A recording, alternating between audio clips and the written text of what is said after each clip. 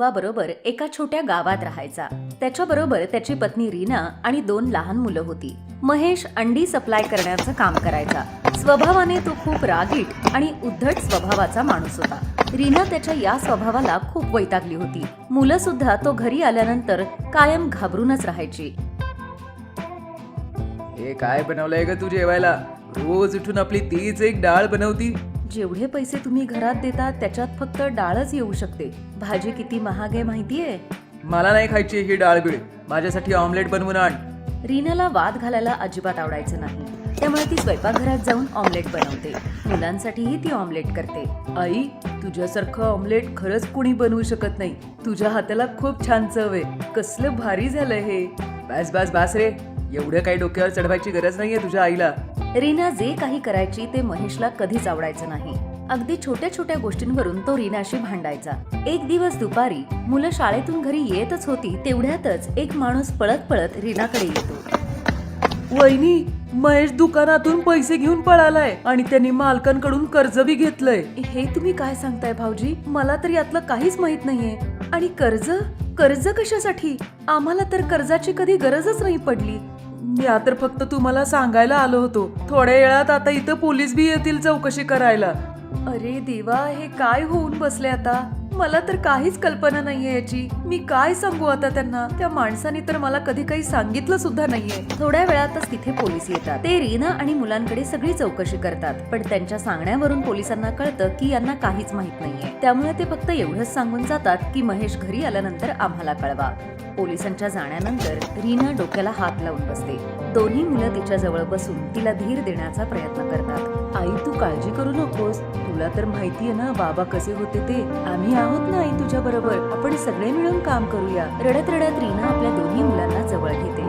आता तिला या पुढचं सगळं आयुष्य अगदी अंधारमय दिसत होतं. ती बिचारी शिकलेलीही नव्हती की कुठे नोकरी करू शकेल. आता काय काम करायचं हेही बिचारीला कळत नव्हतं. अजून ती या धक्क्यातून सावरूही शकली नव्हती की महेश तिला धोका देऊन निघून गेला आहे. 2-4 दिवस असेच निघून जातात. रोजच्या गरजा भागवण्यासाठी रीनाला काम शोधायला बाहेर पडावंच लागलं. पण तिला बिचारीला हे कळतच नव्हतं की नेमकं करावं तर कुठलं काम करावं. संध्याकाळच्या वेळी ती अशीच आपल्या दोन्ही मुलांबरोबर बसलेली होती. त्याच वेळी, आई, खूप भूक लागलीये. तू आमच्यासाठी ऑमलेट बनव. आम्ही त्याच्याबरोबरच पोळी खातो. तेव्हाच रीनाच्या डोक्यात एक कल्पना येते. ती मुलांसाठी खाणं बनवते आणि ऑमलेट बनवण्यासाठी अंडी सुद्धा घेऊन येते.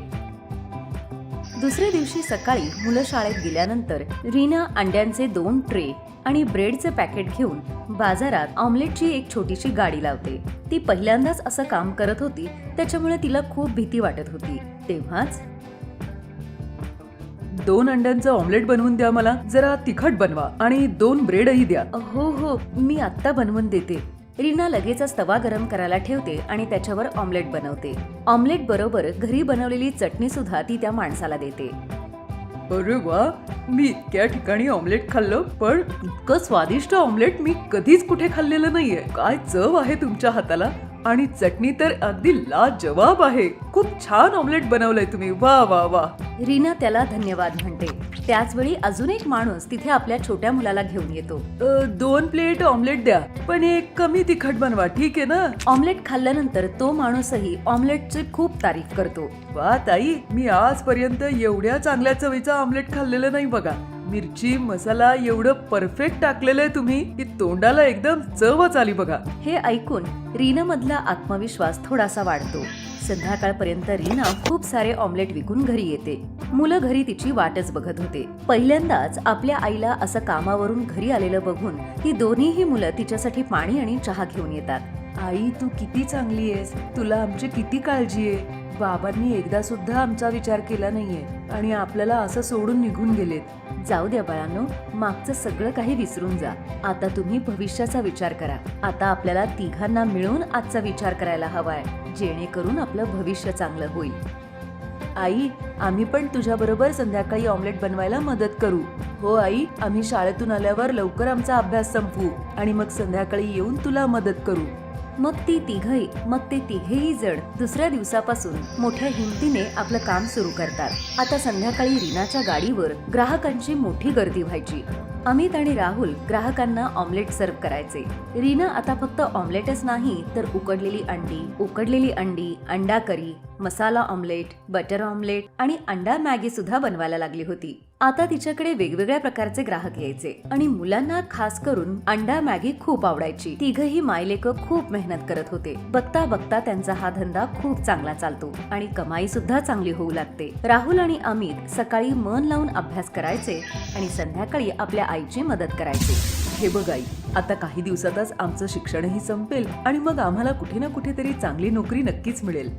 दादा, मी तर काही नोकरी विक्री करणार नाहीये. मी आईचाच बिझनेस पुढे चालू ठेवीन. मी म्हणायचं ना आई, तुझ्या एवढं चांगलं ऑमलेट कोणीच बनवत नाही. बघ, आज तुझ्या हातचं ऑमलेट केवढं फेमस झालंय.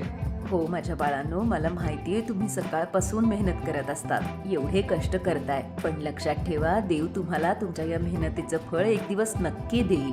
हळूहळू असेच दिवस सरत जातात आणि रीनाच्या दोन्ही मुलांचं शिक्षण पूर्ण होतं.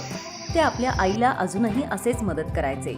अमितने तर आधीच ठरवलं होतं, जसं त्याचं शिक्षण संपेल तो कुठेतरी स्वतःचं दुकान बघेल. आई, आपण कुठेतरी दुकान बघूयात का? तुझं ऑमलेट आता खूपच चांगलं फेमस झालंय. तसेही आता पावसाचे दिवस सुरू होणार आहेत आणि मग पावसात आपण आपली गाडी नाही लावू शकत ना. हे तर तू अगदी 100% बरोबर बोललायस. पावसाळ्यात त्याच्यामुळे आपली कमाई सुद्धा कमी होते. आई, अमित बरोबर बोलतोय. उद्या मी आणि अमित जाऊन काही दुकानं बघून येतो, म्हणजे आजूबाजूच्या लोकांनाही कळेल की आता आपलं दुकानही सुरू झालंय. मला माहितीये, माझी दोन्ही मुलं खूप समजदार आहेत. तुम्ही जो निर्णय घ्याल तो योग्यच असेल. दुसऱ्या दिवशी दोघं भाऊ मिळून एक दुकान बघतात आणि मग त्यांना भाडं दिल्यानंतर त्याच दुकानात आपल्या आई बरोबर ऑमलेटचा धंदा सुरू करतात. आता रीनाच्या हातचं ऑमलेट लोकांना दूर दूरवरच्या गावातून सुद्धा लोक तिच्याकडे ऑमलेट खायला येत होते. तिथे जवळच मुलांची एक इन्स्टिट्यूटही सुरू झाली होती, त्यामुळे तिथे शिकणारी मुलं सुद्धा रीनाच्याच दुकानात ऑमलेट खायला यायची. राहुल, अमित आजही आपल्या आईची मदत करत होते. आंटी, तुमच्या हातचं सगळ्यात तिखटवालं ऑमलेट मला करून द्या आणि माझ्यासाठी अंडा मॅगी करून द्या. तू कधी आंटींच्या हातची अंडा मॅगी खाल्लीयस? खरंच खूप भारी असते. एवढी टेस्टी असते ना की काही विचारू नकोस. मी घरी खूप वेळा तसा प्रयत्न केला, पण आंटींच्या हातची चव काही औरच आहे. त्यामुळे आता मी करायच्या भानगडीत पडत नाही आणि सरळ इथेच येऊन खाते. मुलांच्या तोंडून असं कौतुक ऐकून रीनाला खूप बरं वाटायचं. त्यामुळे ती अजून जास्त प्रेमाने त्यांना खाऊ घालायची. एक दिवस रीना जेव्हा सकाळी दुकान उघडायला येते तेव्हा बघते की सगळीकडे लोकांची पळापळ सुरू आहे. लोक आपापल्या दुकानातून आपलं सामान काढतायत. अहो दादा, काय झालंय? हा कसला गोंधळ चाललाय आणि ही लोक आपल्या दुकानातलं सामान का काढतायत? अहो ताई, तुम्ही पण तुमच्या दुकानातलं सामान लवकर काढून घ्या. ज्या दुकानवाल्यांनी हे दुकान भाड्याने दिलंय, इथली सगळी दुकानं बेकायदेशीर आहेत. त्यामुळे आता सरकारी लोक ही दुकानं बंद करायला येत आहेत. हे ऐकून रीना आपल्या डोक्यालाच हात लावते, कारण आता कुठे सगळं सुरळीत चाललेलं होतं आणि हे अचानक काय पुढ्यात आलं. ती आपल्या मुलांना फोन करून बोलवून घेते आणि ती दोन्ही मुलं ताबडतोब तिथे येतात. त्यांना दुकानाचं भाडं देऊन फक्त 10 दिवस झालेले होते, त्यामुळे रीना थोडी काळजीत पडते. ते दोघेही पटापट दुकानातलं सगळं सामान बाहेर काढतात आणि काही वेळातच तिथे पोलीस येऊन दुकानांना टाळं लावून जातात. काय माहित देवाच्या मनात काय आहे ते. आता कुठे सगळी घडी सुरळीत बसत होती आणि हे काय होऊन बसलं. आई, तू अजिबात काळजी करू नकोस. आम्ही आहोत ना, आम्ही बघून घेतो. काही ना काहीतरी उपाय निघेल. रीना आपल्या दोन्ही मुलांसह पुन्हा फुटपाथवरच ती गाडी लावते, जिथे तिने पहिल्यांदा हा व्यवसाय सुरू केला होता. रीनाला खूप भीती वाटत होती की आता पुढे काय होणार ते. आता हे काम पुढे कसं सुरू राहणार. पण रीना बरोबर असं काहीच झालं नाही. तिच्या हाताची चव लोकांना तिच्या गाडीवर यायला भाग पाडत होती.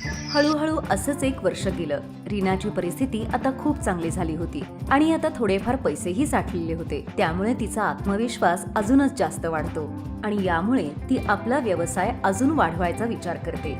ती अमितला आपल्यासारखं ऑमलेट बनवायला शिकवते. आता मायलेक दोघं मिळून वेगवेगळ्या ठिकाणी हा व्यवसाय करू लागले होते आणि दोन्हीकडच्या कमाईमुळे त्यांची परिस्थिती अजून जास्त चांगली होते. राहुल एका चांगल्या कंपनीमध्ये नोकरी करायला लागला होता. शेवटी त्या गरीब ऑमलेटवालीने स्वतःचं आणि आपल्या मुलांचं भविष्य उज्ज्वल बनवलं.